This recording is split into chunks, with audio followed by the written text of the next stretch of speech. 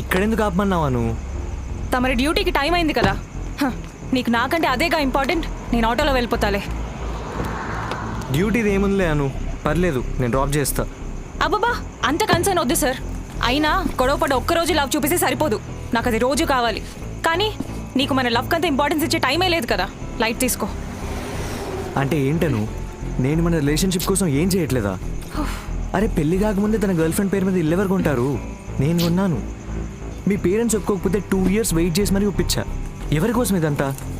చేసావు, ఇలాంటి పెద్ద పెద్దవి చాలానే చేసావు. కానీ కొన్ని చిన్న చిన్న విషయాలు మాత్రం అస్సలు పట్టించుకో. ఇందాక నా బర్త్డేకి 12 o'clock విష్ చేయలేదంటే సిల్లీ అన్నావు. నా హెల్త్ బాగాలేదంటే తొక్కలో మందులు వేసి పంపిస్తావు, కానీ నువ్వు మాత్రం తొందరగా ఇంటికి రావు. అరే కోపంతో కాల్ కట్ చేస్తే కనీసం కాల్ బ్యాక్ కూడా చేయవు. ఏమైనా అంటే వర్క్ వర్క్ అంటావు.